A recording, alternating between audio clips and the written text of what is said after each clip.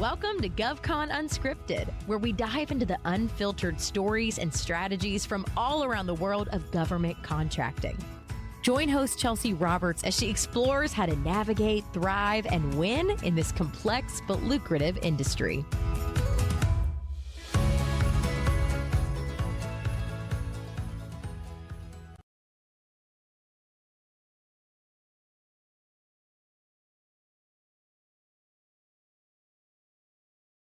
All right. Hey, everyone, and welcome back to GovCon Unscripted. I'm your host, Chelsea Meggett, CEO of Collaborative Compositions. And today I've got with us special guest, Katie Helwig. Katie, who are you and what do you do?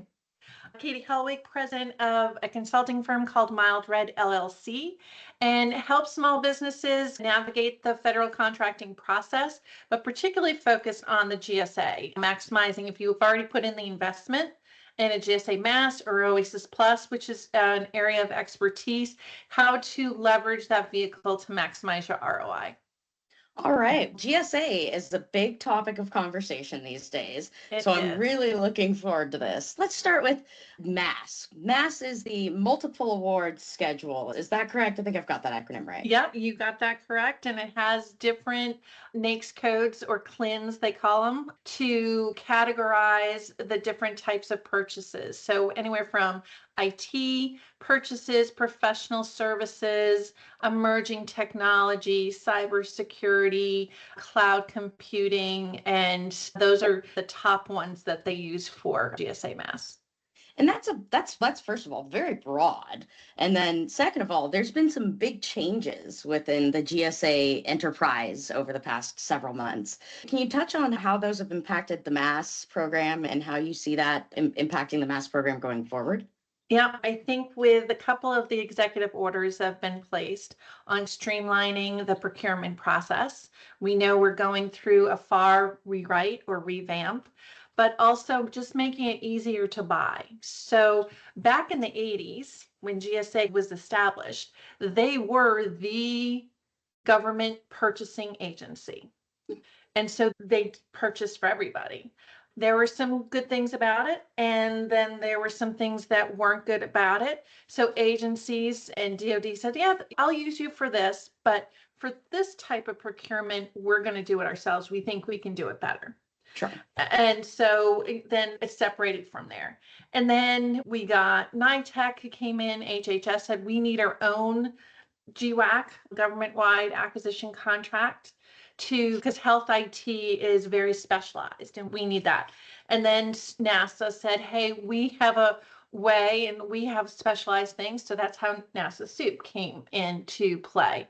And then when those all came into play, instead of just being agency specific, they said, hey, it's just not just for HHS, Health and Human Services. It's not just for NASA.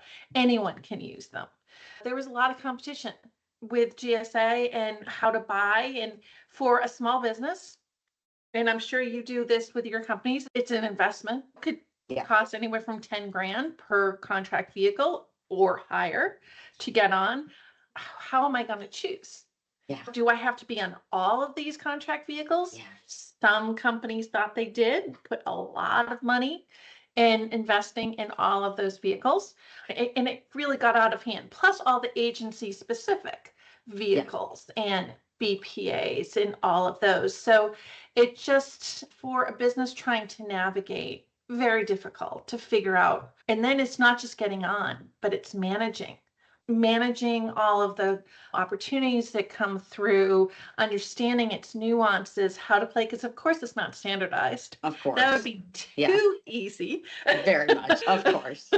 So you have to become an expert in the various cultures and the ways of doing business and the people, players, and processes. It just is, it's a lot of work. So with this executive order, it got a little crazy.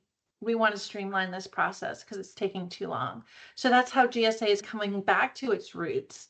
And it's going to be more centralized purchasing for common goods and services.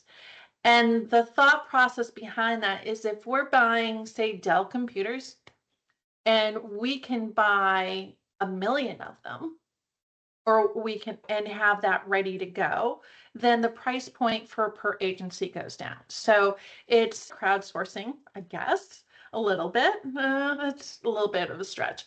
It's more of economies of scale is a better word for it. Yeah. So those who have not used GSA, who use some of these agency-specific vehicles, need to rethink, because for DHS, who had some of their own vehicles, like the First Source, which we don't know, it's mired in protests, for other PAX 3 and stuff, what's going to happen to them? They may go away, or they may be administered through GSA and get absorbed in the centralized buying units. Interesting. And I'll touch on one that's been mired in controversy, I think, from the start, but there's a CIO SP something out there or other that has never come, as far as I know, to fruition. But do you have any insights on that? Is NITAC going to be wrapped into the GSA process? Interestingly, for the, I think, fourth or fifth time, existing contract holders for SP3 received an extension through May of 2026. Okay. And GSA has allowed NITAC until July of 2025 to present their plan, their rollout plan. Ah, I see. That's an interesting one for me. Yes. So so there's two things that, and I honestly don't think CIO SP4 will ever come to fruition. Yeah. And just because the way they chose to bundle small business and unrestricted together, yeah, neither one of them can be awarded. So they both are awarded, or none of them are going to be awarded. And it's going to be very difficult to make that happen. Yeah, I think it's going to die. It probably got wrapped into the reasoning behind GSA going back to its roots and taking over some of that contracting authority and some of the buying authorities, that not everybody was doing it really well outside of GSA. The funny thing is, CIO SP3 did very well.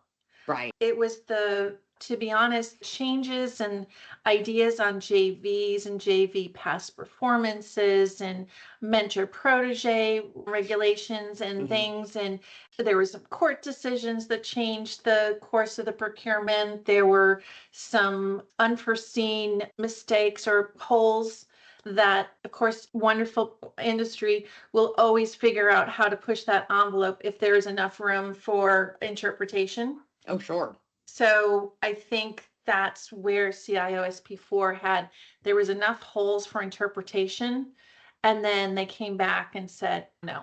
But they also didn't say, you did not know how many points you needed to get on either. So Right. It was, what's the process? We'll let you know. So Very subjective. difficult. Yes. So subjective. Oh, Yeah. man. That makes it even harder for industry to get their heads around all of these different vehicles to get onto, obviously. And we've had some bigger GSA vehicles here recently that have been either competed or starting to be awarded. I've noticed that I really wish they kept it named Big Mac, but now it's OASIS Plus, right, has come to fruition. I've started seeing awards on that being made. And can you tell us a little bit more about the OASIS Plus vehicle and what that looks like going forward? Yeah, sure. There are master contracts for unrestricted, for small business, for hub zone companies, 8A companies, SDVOSB companies, and 8A. I think I got them all. Yes. And then within each contract, they have categorized them in various domains. So there is the management and advisory domain, there's the technical assistance domain, there's the facilities domain, there's the logistics domain, there's the intelligence domain. Okay. And within the domains have different codes associated with them. Oh, okay. So it was a consolidation where the previous OASIS had different pools. So pools are called domains. And to get on, you had to have a base score I think it was 35 points for small business, I think 50 points for unrestricted.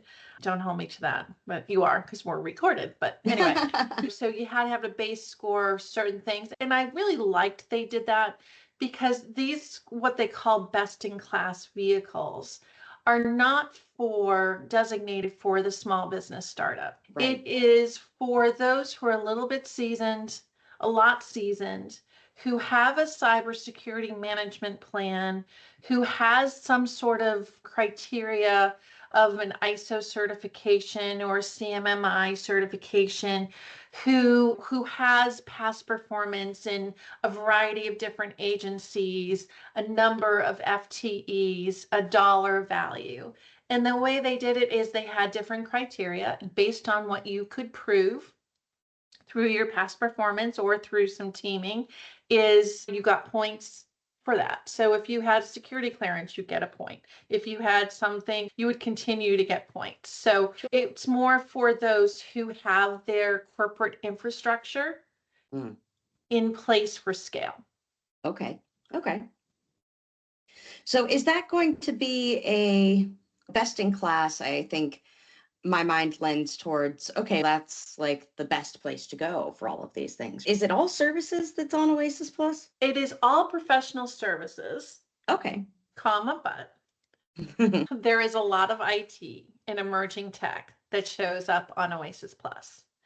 And the way they do in a lot of CIOSP3 work, which was supposed to be IT focused, has moved over to Oasis Plus. Okay. Because the criteria is 51% of the work has to be professional services. Oh, okay. So a lot of them just reworked the statement of work to make sure that if it was an IT focus before, then he becomes a supplement. Okay. So a lot of the digital transformation on artificial intelligence stuff. So you have the AI, you have digital transformation, you have analysis, A&A work, so systems engineering, all of those pieces. You're not going to buy a computer from a vendor off of Oasis. But if you're doing a system integration where you're also buying that, the forward meaning for the work has to be about the professional services. Okay, so more along the lines of implementing the hardware rather than just buying the hardware. Yes. Or installing the hardware. Yeah, sure. Which usually comes with just with the buys too. Right. So it can be a very flexible vehicle. Okay. Now, it's got a long period of performance. It's 10 years, right? Something like that. It is 5 years, and then there's an option for another 5 years where you have to, particularly for small business, recertify. Okay. Does that doesn't mean recompete, does it? No, it's for the small business designations. So you have to recertify as a small business at the 5-year mark, or as a woman-owned, or as a hub zone, or as an 8A. So that type of thing. Just to make sure that you're still in that category or in that group of companies. Yes. Yeah. Okay. Now, it's a GWAC, right? So it is open to everybody in government to use. Yeah. Do you have a sense as to which agencies use Oasis most? So there's the top 3. This is unscripted, but I feel like you're just sending me softballs, so I'll take it. So the top one is the Air Force. Oh, wow. Okay, that's surprising. They were the first adopters of the Oasis Plus back in over 10 years ago. Wow. The second and third is the Army, and then DHS. Interesting. So it's not even all across DoD, and the fact that it is primary, that you've got the top 2 of the top 3 are DoD. Oh, I was just a little bit surprised by that. That kind of caught me off guard. So they're procuring most of their professional services through the Oasis Plus vehicle.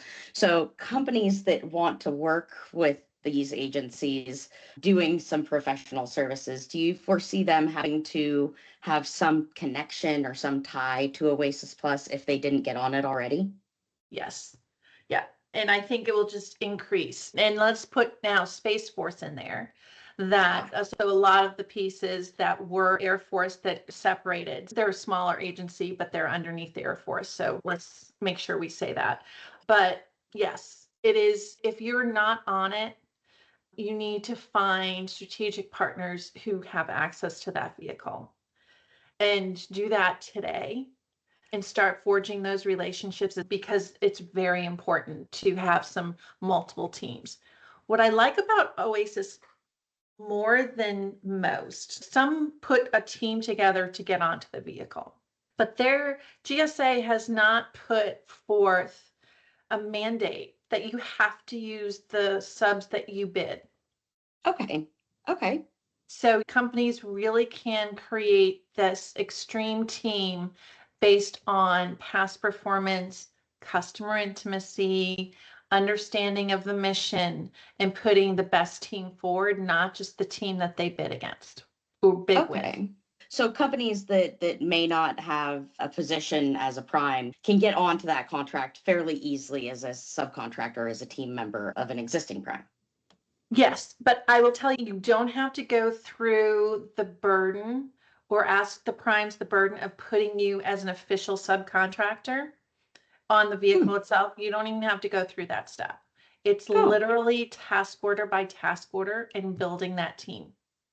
Interesting. Now, task orders typically, in my experience, are shorter turnaround. So you've got 15 days maybe, or generally you don't get that full 30-day depth and breadth of window to respond. Is that kind of the same? And do you see that being a stopgate for companies that are trying to get on at the task order level?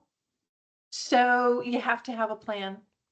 If for the larger contracts, and small business contracts, by the way, have been $100 million, $60 million, $300 million, just so you know, to the 2 million, 1 million marks and anything in between. I think the minimum is 500,000 on Oasis Plus, by the way. Oh, I like that but number.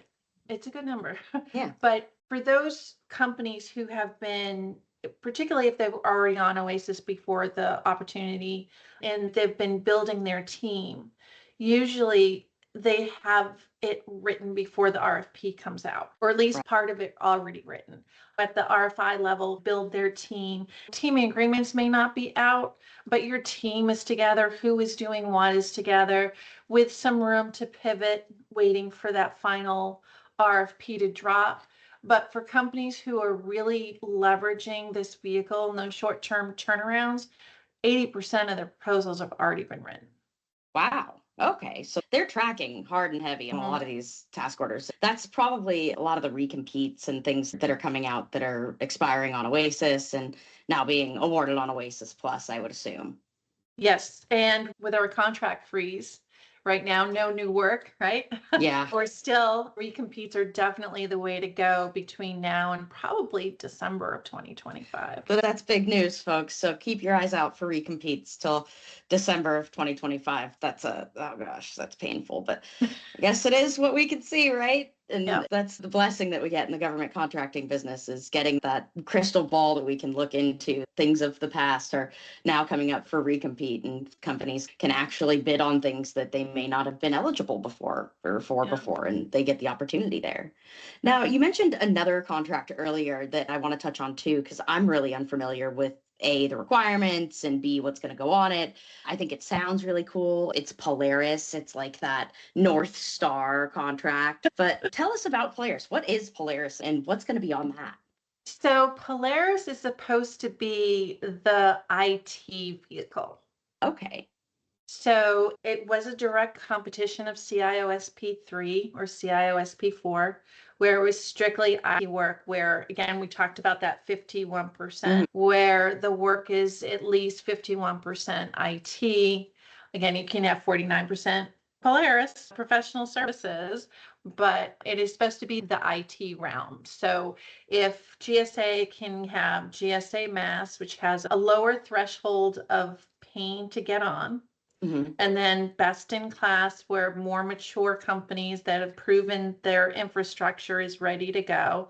You'll have Oasis Plus for professional services. That's the front runner. And then you'll have Polaris as the IT when IT is the front runner. Okay. And that kind of makes me think about the things like hacks and IT Schedule 70. Are those things wrapped into either one of these contract vehicles, or will they continue to exist independently of them? That's a really good question. And I mentioned that GSA is going to have their first briefing in next week, trying to show or forecast what is coming down the pike. But GSA MAS has a larger grouping of vendors that can play the game, that can participate. Polaris is set, I believe, just 40 companies or 80 companies, Oh, wow. very small. Wow. So what GSA will do is they'll use the RFI, they call it the Market Research Assistant Tool, MRAS, or I don't, yes, that's what they Yeah, I call think it. it is, I can't yeah. remember what the acronym stands for, but they'll ask. And so these will be all the options under GSA. They'll do their market research. From a procurement person, it's a lot better to know that I'm only going to have maximum 40 proposals than 400 proposals. So they'll try to move it, but if the right people and there's enough competition that GSA hacks or GSA IT Schedule 70, which is called 54151S, is the CLIN number, they'll move it that way. It will be the RFI. It's always been a thing for small businesses to get that, but the RFI is going to play a really strong play moving forward, even more than it has in the past, I feel. Interesting. Interesting. And now you have to be on the MAS in some way, shape, or form to get that market research, right? Yes. Isn't that true typically? Yeah. Yeah. So with this whole consolidation, with everything by commodities, buy as much as you can, buy everything basically through a GSA vehicle, do you see companies having a stronger need to be on a GSA schedule these days? So I think, and I know, Chelsea, you talk to your clients about this. You have to do the market research. You have to figure out what product you're buying, what product you're selling, and determine who's buying what you're selling and how they're buying. So to make a blanket statement, I don't know. I don't know what you're selling, but let's do the research and find out who's buying what you're selling and how they're buying it. And through the research, because it's an investment, it's not just getting on, it's monitoring it, it's making sure that the reporting piece, and it's a lot. Yeah. So just make sure that based on your research that you have this product, you know who your customer is and how that customer buys. I think in the next 3 weeks, those who have not done a GSA MAS are going to find out that now their customer will be buying on GSA MAS. Yeah, that's what I'm thinking, is that there's going to be a big shift in customer buying habits and customer buying activity that, yeah, it just makes me wonder, is all of this historical data going to be as helpful as it was in the past, or are we going to start seeing major shifts in the way that agencies are buying things, and we're going to see a big tide wash over GSA and folks ultimately saying, oh yeah, we were thinking about doing this traditional acquisition, but we're just going to go with GSA because that's easier, that's the way that we were told to go. And that has such an impact on companies, especially when they haven't had that GSA sort of planning in place to say, okay, we need to plan to have this in the future. We need to put something in place that allows us to access this if we don't plan to have it as a prime. It gives them that sort of question in their head of, do I need to start considering GSA as a part of my planning process? Yeah, absolutely. And this is before the Doge. Okay, someone who is brand new to GSA MAS, it can take up to 3 to 7 months to get on. That is a lot longer than I thought. I was thinking like, okay, maybe 60 days, once you get your proposal in, there you go, it's easy, right? Yeah, and and that was because they were over, and this is in the past, and everything is different. They had the contracting officers had a to-do list. So when these came in, if you're already on a GSA MAS and say you have the 541611 and you want to add a CLIN like the IT Schedule 70 known as the 54151S, you go through the modification process of your existing contract. Those take priority because all of the companies have been pre-vetted. Again, you're just proving that you now have past performance to warrant this additional CLIN. That's like a 10 to 15 day turnaround. Okay, that's a lot faster. That's what I was hoping to hear. So if you have one already to add, but if you are brand spanking new, it can be a long time. And there is a quote unquote fast track. That's spending a lot of money on consultants to help you get there. It may be what you need to do, but at the end of the day, even if you have a consultant, you still have your past performance documented and ready to go. And then the piece of it is the pricing too, like your invoices, because you have to prove you are in that labor category. You have to prove that you're in that NAICS code. You have to prove all of those. A conversation I'm sure you've had is, let's see what you have and where you want to go. And either as a subcontractor or a prime contractor, these are your goals for the next 6 months to get this document that proves that you have this labor category, to prove that you can get this CLIN. I get them confused now that one's using CLIN, OASIS Plus is using CLIN, GSA MAS uses SIN, so vernacular. Same thing. Change. Yeah, same thing. So specialty industry number, I think it's called. But companies can do that via commercial past performance too, right? They don't have to necessarily have government past performance that says that they've done this stuff. Yes, they can definitely use it, but the key to that is on a company's invoice to have the various categories outlined or detailed on that invoice. So that you want to match it with the NAICS code or the labor category. And so if you have a great partner in the commercial world, that invoice is where it will be your document along with the statement of work, because it's not usually that way, right? So it usually shows up on the purchase order or on the invoice. So those invoices need to be very itemized so that you can fully leverage the crosswalking between that and the CLINs that you're trying to get on. Interesting. So if a company is predominantly commercial and they're unfamiliar with how to think about adjusting their processes to accommodate and to fit the GSA framework, what's your top suggestion for them? Oh, so have a conversation, reach out to a trusted source. And if that person contact you, I can do this, but I know someone who can help you, or reach out to me. I'll get you to what I know. And if you need additional resources, send a trusted resource and send them your way or send them that way. But GSA does have resources online as well.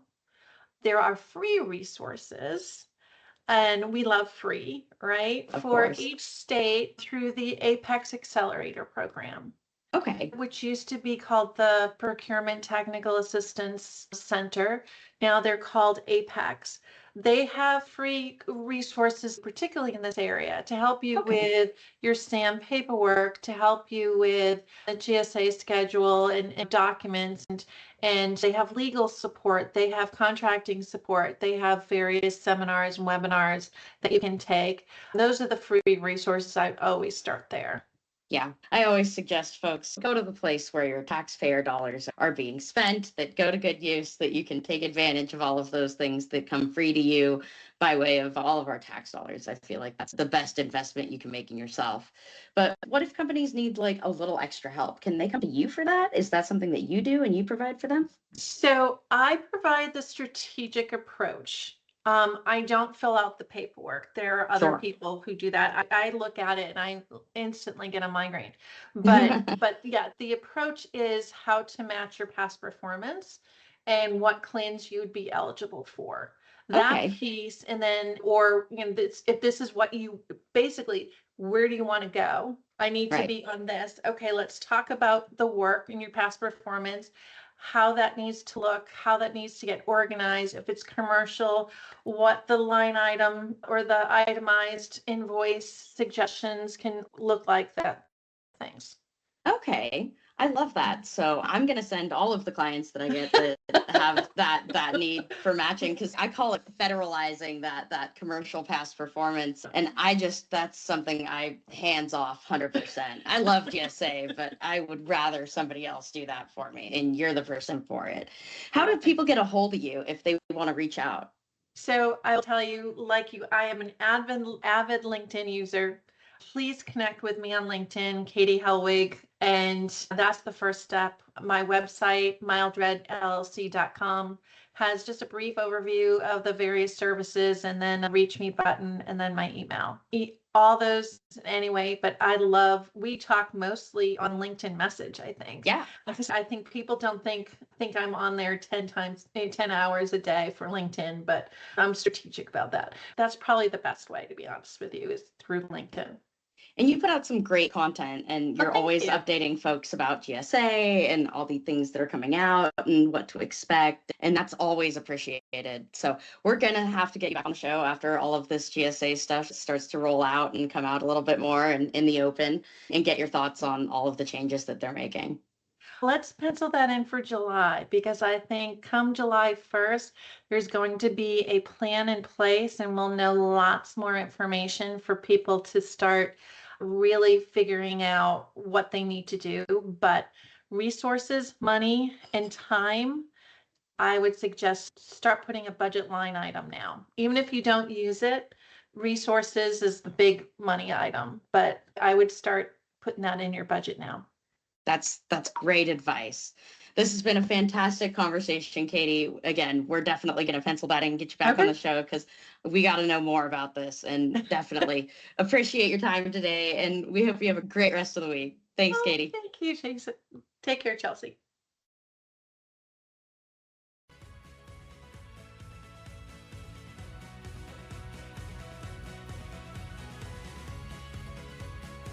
Thanks for listening to this episode of GovCon Unscripted with your host, Chelsea Roberts. Do you have a GovCon story or need guidance in government contracting? Connect with Chelsea on LinkedIn to be a guest on the show or to enhance your business strategy. Don't forget, your network is your net worth. If you liked what you heard, don't forget to subscribe, leave a review, and share this episode with your growing GovCon community.